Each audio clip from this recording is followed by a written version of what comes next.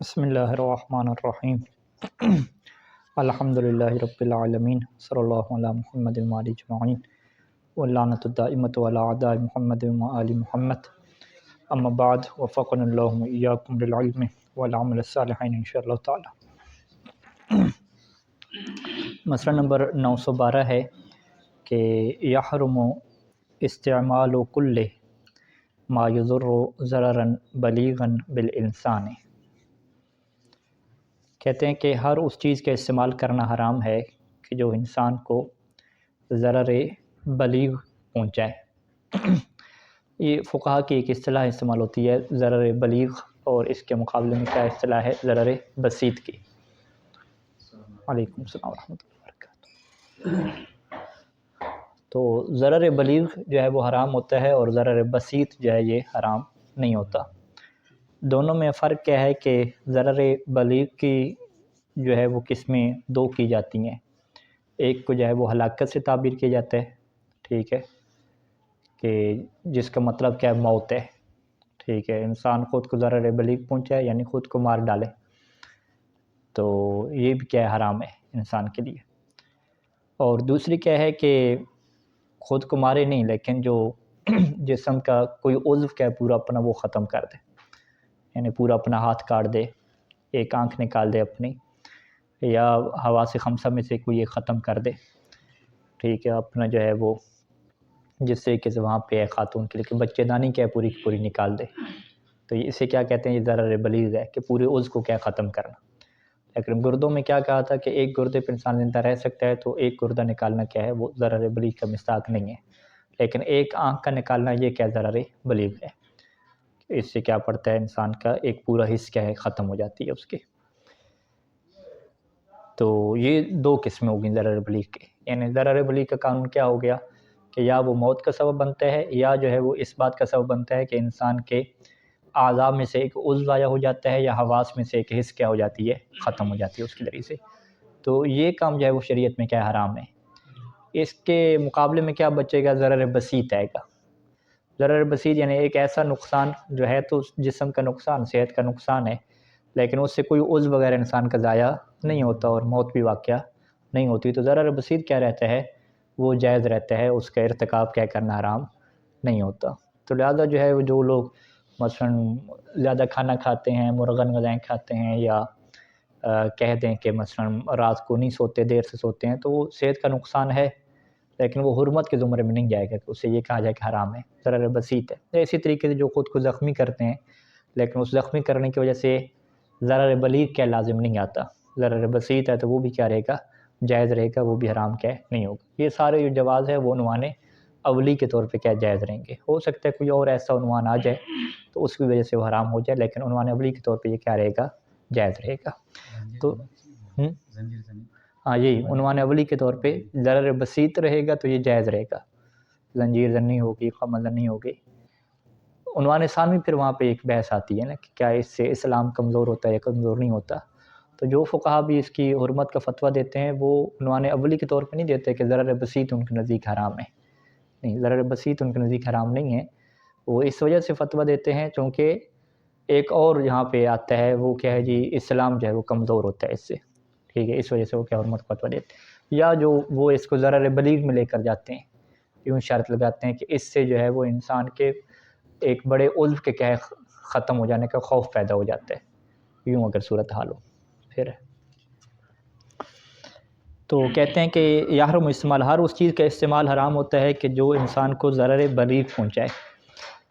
اب ضرر بلیغ کے یہاں پہ سوا ان کے ذریعے سے کیا صورتحال واضح ہو جائے گی کہ سوا ان اکان موجبا للہلاک، کہ چاہے جو ہے یہ سبب بنے ہلاکت کا، ہلاکت موت کو کہتے ہیں، کا تناول السموم القاتلہ، سموم زہر، جیسے وہ زہر کھانا کہ جو قاتلہ جو انسان کو کیا ہے مار دیتا ہو، وَكَشُرْبِ الْحَامِلِ، حاملہ خاتون پی لے ماں ایک ایسی چیز کہ یوجب سقوط الجنین، کہ جس سے اس کا جنین کیا ہو جائے ساقط ہو جائے، بچہ سقط ہو جائے، تو بچہ سقط ہونے کیا مطلب بچے کو مارنے، ٹھیک ہے، تو یہ کیا ہلاکت ہے۔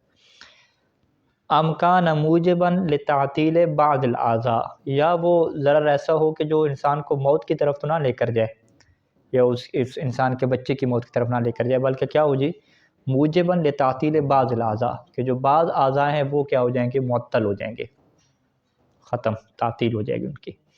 اور فقدان بعض الحواس، یا جو بعض حواس ہیں، حواس خمسہ میں سے آنکھ ناک کان وغیرہ، یہ کیا ختم ہو جائیں گے.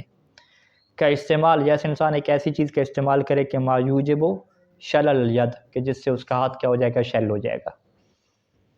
او عمل عین، یا آنکھ کیا اندھی ہو جائے گی، تو یہ کیا حرام رہے گا. والقوۃ استحبابا عدم استعمال الرجل او المرأة ما يجعله عقیما لا يقدر على التناسل، اور احتیاط مستحب یہ ہے کہ مرد ہو یا خاتون ہو وہ ایسی چیز کے استعمال نہ کرے کہ جو اسے عقیم بنا دیتی ہو. عقیم یعنی بانجھ، علیکم السلام ورحمۃ اللہ، اسے بانجھ بنا دیتی ہو کہ اب وہ جو ہے وہ تناسل کے اوپر اور انجاب کے اوپر، ٹھیک ہے، قادر جو ہے وہ نہیں رہیں گے. تناسل انجاب ایک ہی معنی، تناسل نسل پیدا کرنا، انجاب کیا ہے، وہ انعقاد نطفہ ہو جانا، انجاب ہو گیا یعنی حمل ٹھہر گیا. وہ انکان یجوز فی حد ذاتی، اگرچہ یہ کام جو ہے فی حد ذاتی ہی جائز ہے، ٹھیک ہے جی، کہ جس سے کیا ہو جائے گا جی، وہ عقیم بانجھ پن کیا پیدا ہو جائے گا. اس میں بھی جو منہاج الصالحین کی جو پہلی جلد تھی اس کے آخر پہ جب یہ فیملی پلاننگ کی تحدید و نسل کی بات چلی تھی تو وہاں پر بھی سید ثانی نے یہ فرمایا تھا کہ ضرر بلیغ کا سبب نہ بنے ایسی دوائی، یہ شرط وہاں پہ لگائی تھی. اور یہ شرط لگائی تھی کہ بچہ دانی کو کیا نہیں نکلوایا جائے گا، کیونکہ بچہ دانی کیا ضرر بلیغ کا کیا سبب ہے. اس کے علاوہ دوائیاں وغیرہ استعمال کریں، اور وہ دوائیاں ایسی ہوں کہ ہمیشہ کے لیے عقیم ہو جائیں گے، تو یہ پھر احتیاط مستحب کے خلاف ہے. ہمیشہ کے لیے نہیں ہوں گے، کچھ عرصے کے لیے ہوں گے تو یہ ٹھیک ہے، یہ احتیاط مستحب کے خلاف بھی نہیں ہے. تو یہاں پہ ایک ہمارے پڑوسی تھے پہلے عراقی، تو نیٹ والا ٹاور لگوایا انہوں نے، تو انہوں نے کوئی تحقیق پڑھ لی کہ اس ٹاور سے جو ہے بندہ کیا ہوتا ہے، بانجھ ہو جاتا ہے، ٹھیک ہے، سگنل جو اس کے ہوتے ہیں. تو انہوں نے کہا یہ تو سگنل نقصان دہ ہیں، بانجھ ہو جائیں گے سارے یہاں پہ جو ہیں. اولاد ہی نہیں ہو، اس کی اولاد اپنی بھی نہیں تھی، ٹھیک ہے. ہاں، تو اس نے کہا کہ اب یہ بانجھ اسی وجہ سے ہو رہے ہیں. انہوں نے کہا سب کے بچے پیدا ہو رہے ہیں، اب بانجھ کوئی اور نہیں ہو رہا کیا.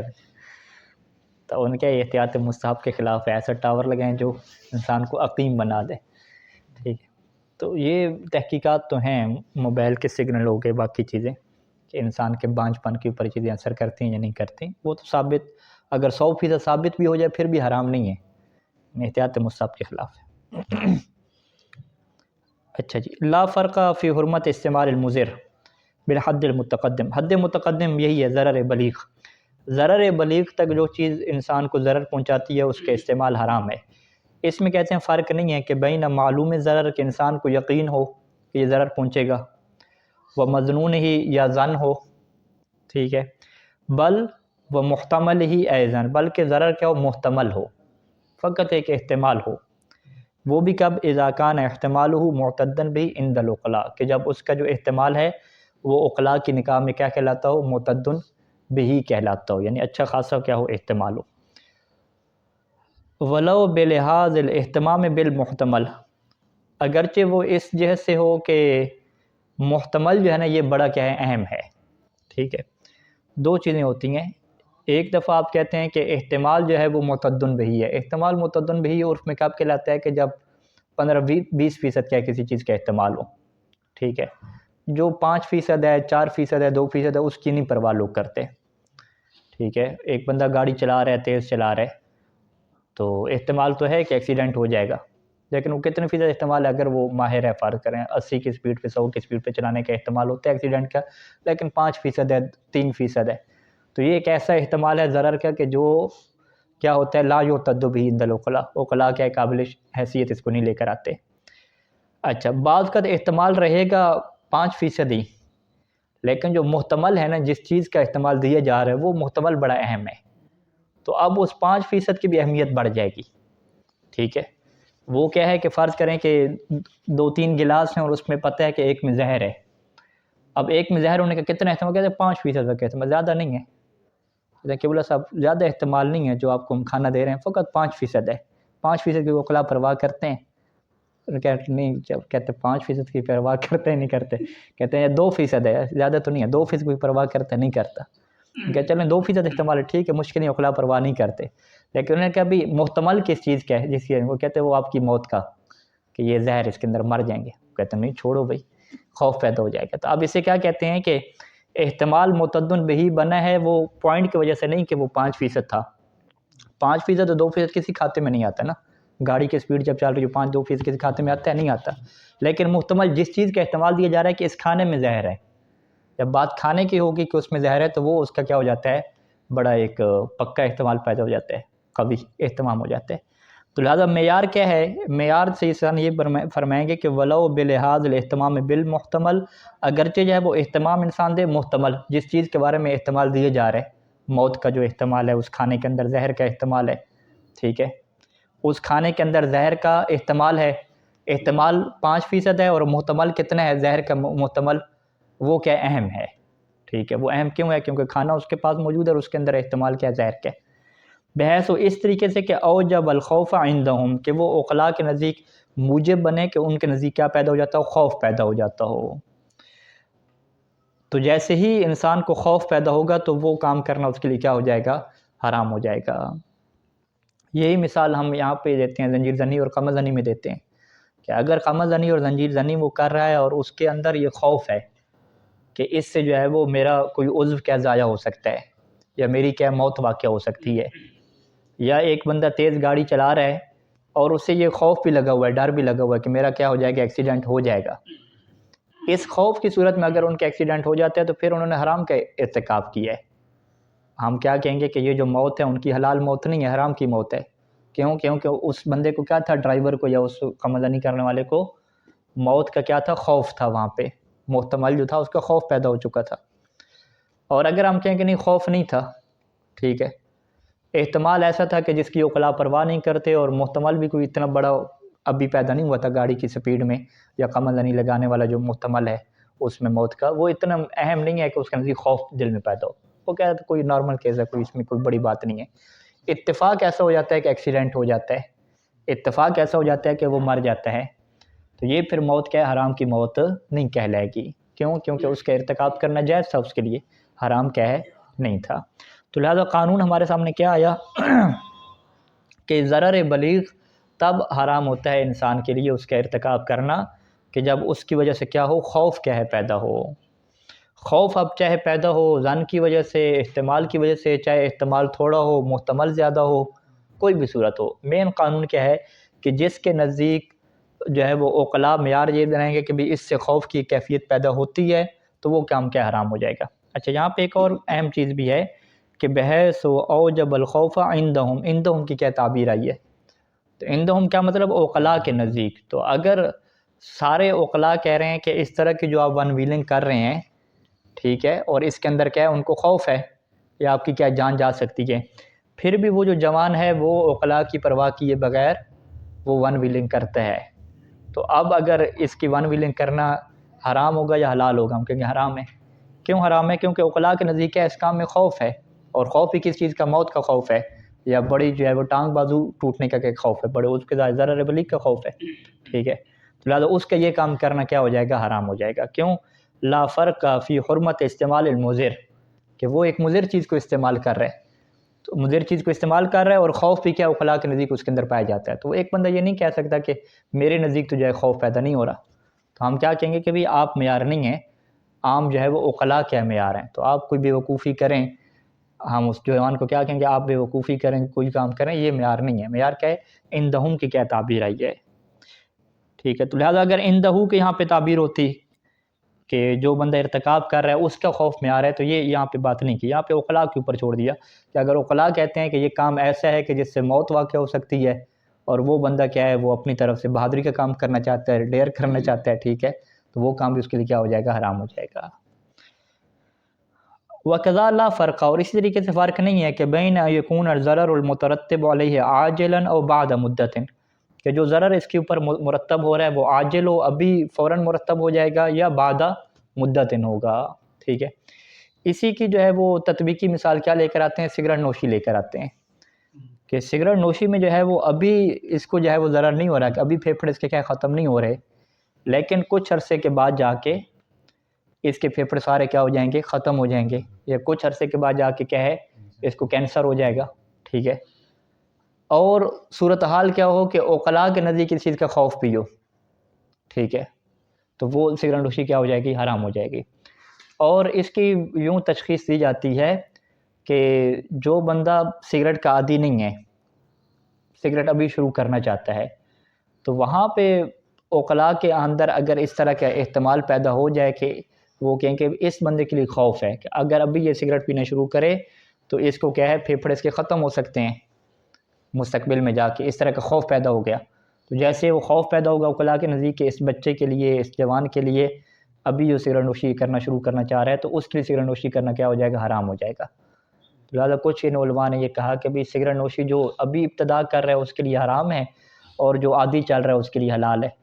تو عادی چل رہا ہے اس کے لیے حلال کیا مطلب؟ یعنی اس کے اندر کوئی خوف ضرر نہیں ہے عقلاء کے نزدیک، وہ کہتے ہیں یہ تو عادی ہے، بلکہ وہ چھوڑے تو شاید کیا اسے نقصان ہو، ٹھیک ہے، الٹ کام ہو گیا اس کا۔ لیکن جو عادی نہیں ہے ابھی سے پینا چاہتا ہے تو یہاں پہ عقلاء کہتے ہیں کہ نہیں، یہاں پہ ہمیں کیا ہے، خوف ہے کہ اس کو کیا پہنچے گا؟ نقصان پہنچے گا۔ نقصان بھی کون سا؟ چھوٹا موٹا نہیں، کھانسی شانسی کا نقصان نہیں، پورے پھیپھڑے کیا ہو جائیں گے؟ ختم ہو جائیں گے۔ تو یہ تشخیص کی بحث ہے، اگر مگر کی کیا بحث ہے، اگر اس طریقے سے ہو جائے تو پھر ٹھیک ہے، وگرنہ نہیں ہوگا۔ ایسے قبلہ ایک سوال ہے یہاں پہ، جو آج کل کی جدید سائنس یا تحقیق ہے وہ تو یہ کہتی ہے کہ سگریٹ نوشی سب کے لیے نقصان ہے، لیکن جو ابھی شروع کر رہے ہیں اس کے لیے نقصان ہے، جو شروع کر رہے ہیں یا جو پی رہے ہیں ان کے لیے بھی نقصان کیا ہے کہ یا ان کو کینسر ہو سکتا ہے، ٹھیک ہو، ٹھیک ہے، تو یہ اس بارے میں کیا؟ وہی تحقیقات میں تو آپ موبائل کے استعمال بھی لیں ہیں، ٹھیک ہے، تو موبائل کے سگنل بھی کیا کہتے ہیں ایسے نقصان دہ ہیں کہ انسان کو جو ہے بانجھ بنا سکتے ہیں۔ یہ تو معیار سے یہ سیسانی نے کیا دیا کہ عقلاء کے نزدیک خوف کی کیفیت پیدا ہو، تو خوف کی کیفیت نہیں پیدا ہو رہی، اگرچہ وہ سگریٹ چھاپ رہے ہیں اس کے اوپر وہ خطرناک تصویریں بنا رہے ہیں، پاؤں کی، پھیپھڑوں کی، ہاتھ کی، خوف پیدا نہیں ہو رہا۔ تو وہ انہوں نے اس کی مثال دی تھی کہ خوف کیسے نہیں پیدا ہو رہا اور خوف کیسے پیدا ہوتا ہے۔ انہوں نے کہا تمام سگریٹ کی ڈبیوں کے اوپر لکھ رہے ہیں کہ خبردار سگریٹ نوشی کینسر کا سبب بنتی ہے، پھر بھی نہیں لے رہے ہیں لوگ، کیا مطلب؟ یعنی یہ جو احتمال ہے یہ اتنا زیادہ قوی احتمال نہیں ہے، ایک احتمال ہے تحقیقی طور پہ لیکن اتنا قوی نہیں ہے کہ جس سے خوف جنم لے۔ انہوں نے کہا خوف کی ہم مثال کیا دیتے ہیں، انہوں نے کہا سگریٹ کے اوپر انہوں نے لکھ دیا کہ خبردار سگریٹ نوشی مردانہ کمزوری کے سبب بنتی ہے۔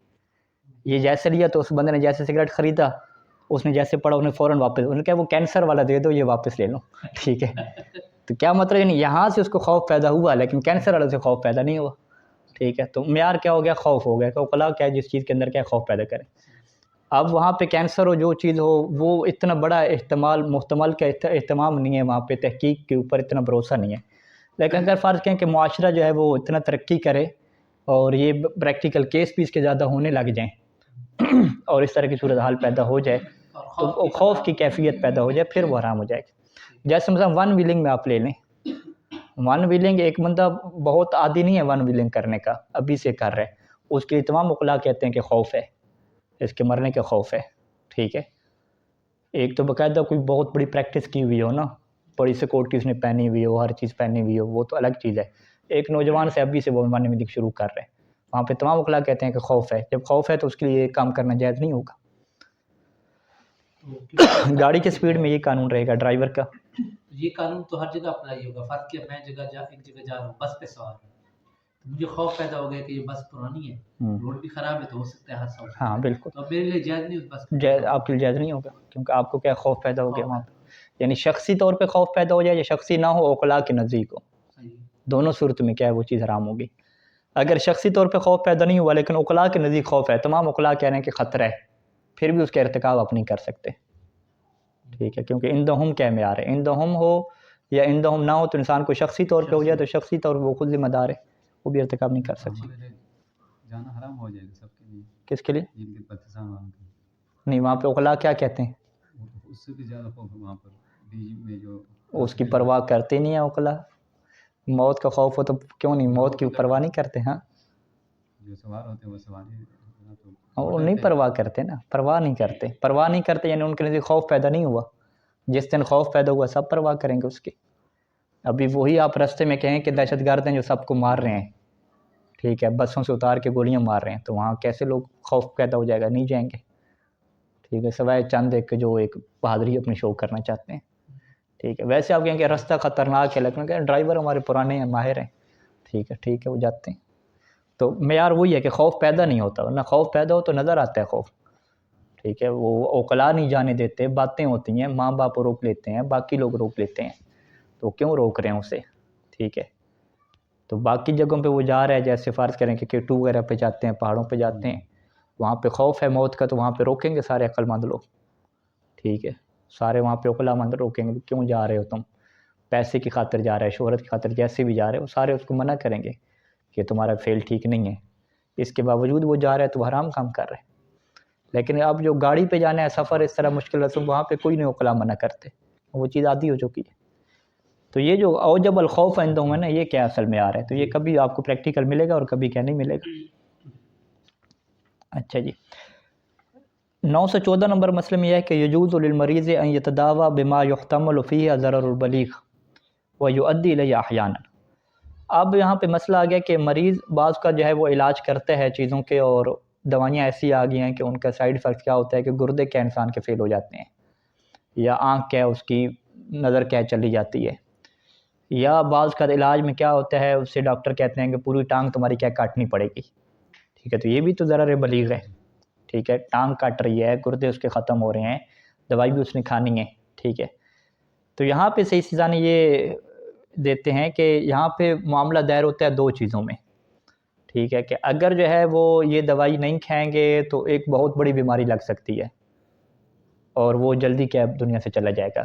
اگر دوائی کھائے گا تو ٹھیک ہے، گردے خراب ہونے کا خوف ہے، لیکن بہرحال اس کا حل یہی ہے، اگر اس نے بڑے نقصان سے بچنے ہیں تو اس نقصان کو کیا وہ برداشت کرے، گردے اس کے خراب ہو جائیں گے، پھر اسے چینج کروانے پڑیں گے، یا وہ بعض سسٹم ہے، یا کیا ہے کہ یا اس کی آنکھیں جو ہے وہ جا سکتی ہیں، لیکن آنکھیں اگر جائیں گی تو پھر اس کا جو دماغ ہے وہ سلامت رہ جائے گا، یا دوسرا آپشن کیا ہے کہ دماغ بھی اس کا سارا ختم ہو جائے گا، تو اس میں معاملہ دائر ہو گیا۔ تو وہاں پہ ڈاکٹر کیا کہتے ہیں کہ بڑے نقصان کو بچانے کے لیے چھوٹے نقصان کو کیا برداشت کرنا پڑے گا، تو کہتے ہیں اس والی صورتوں میں جائز ہوتی ہے، لیکن یہاں پر بھی صحیح سان یہ کہہ رہے ہیں کہ پھر ڈاکٹر کیا ہونا چاہیے، ماہر ہونا چاہیے، وہ ایسی کوئی لاپرواہ قسم کا کیا بندہ نہ ہو، وہ ماہر ہو اور وہ تشخیص دے کہ بھی آپ اس ضرر بلیغ کا ارتکاب کریں گے تو اس سے بڑے کیا ضرر سے بچیں گے، تو اس صورت میں کیا ارتکاب جائز ہو جائے گا۔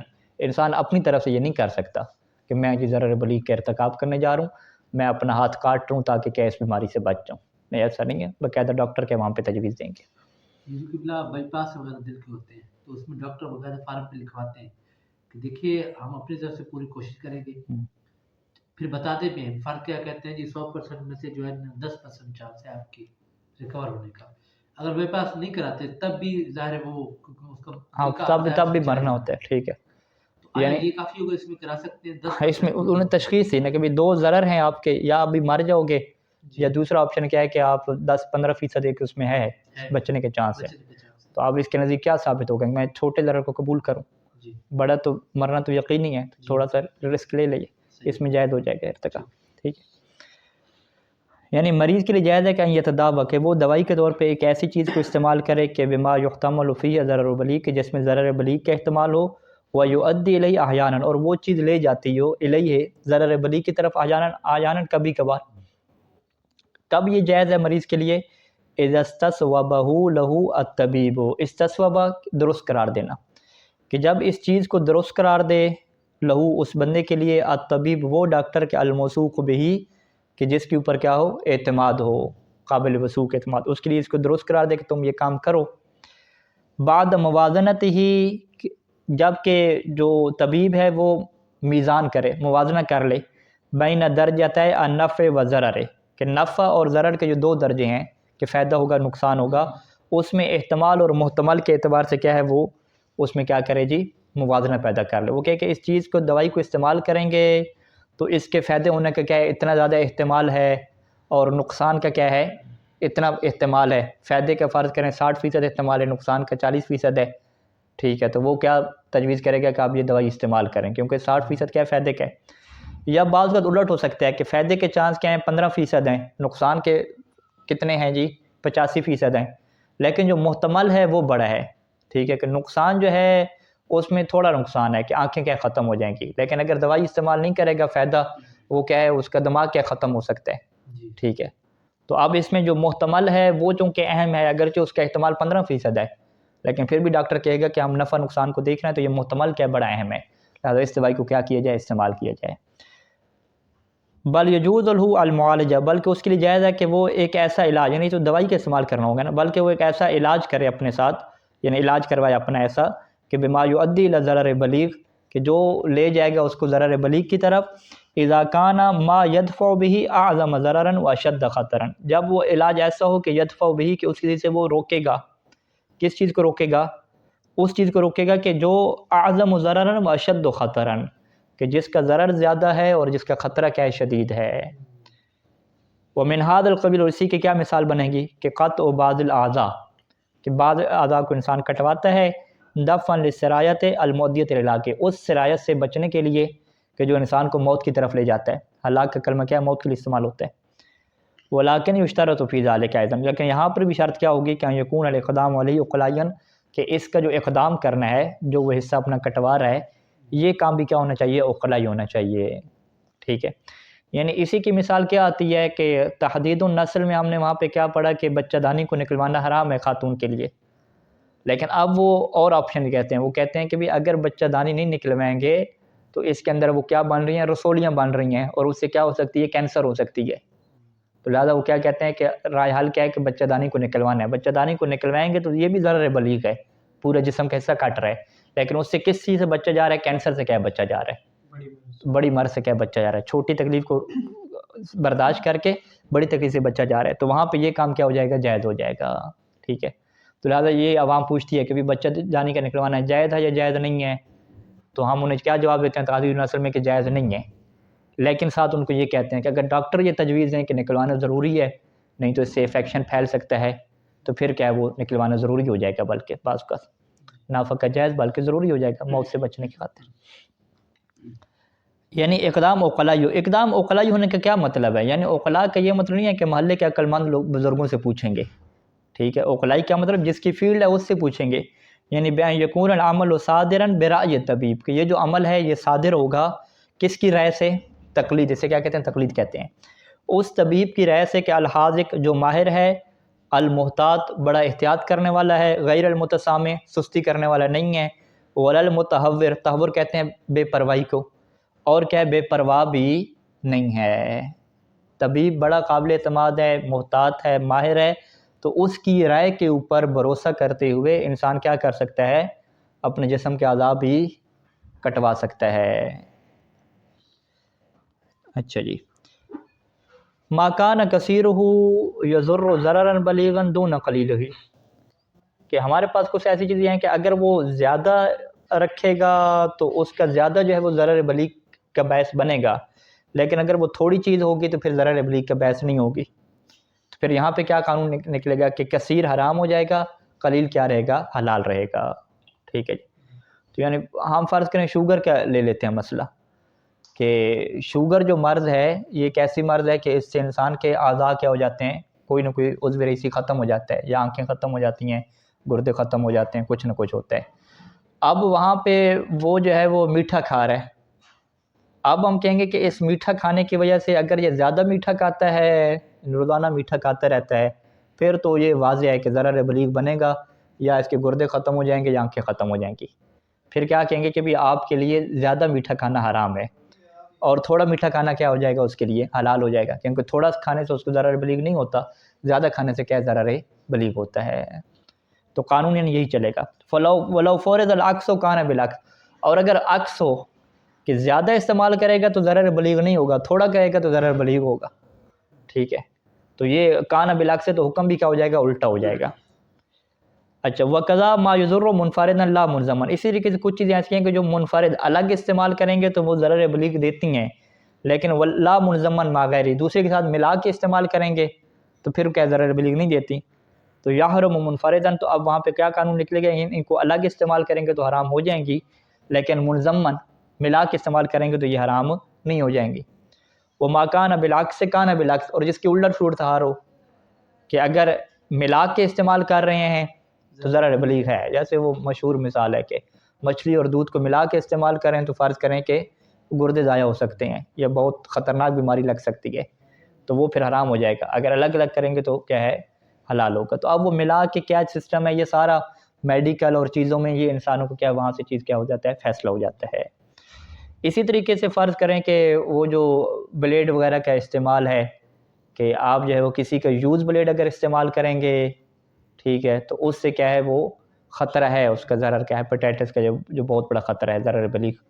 اگر وہ کیا ہے اس کا استعمال نہیں کریں گے، الگ استعمال کریں گے تو اس سے کیا خطرہ نہیں ہے. تو یہاں پر بھی ایک قانون آئے گا کہ استعمال شدہ حرام ہو جائے گا بلیڈ کا استعمال کرنا، کیونکہ وہاں پہ ضرر بلیغ کا خوف ہے، اور جو نیا فریش ہے اس کا استعمال کیا ہو جائے گا، حلال ہو جائے گا. تو یہ سارا کلی انہوں نے قانون دے دیا، جتنی میڈیکل کی چیزیں، سفر ہو گیا، گاڑی ہو گئی، رات کو جاگنا ہو گیا، سارا اسی کے اوپر چلے گا. مطلب ایک بندہ رات کو زیادہ جاگتا ہے، موبائل زیادہ استعمال کرتا ہے، تو یہ سارا وہاں پہ یہ چیزیں ضرر بلیغ، یعنی ضرر بلیغ حرام ہوتا ہے انسان کے اوپر، اس سے بچنا ہے.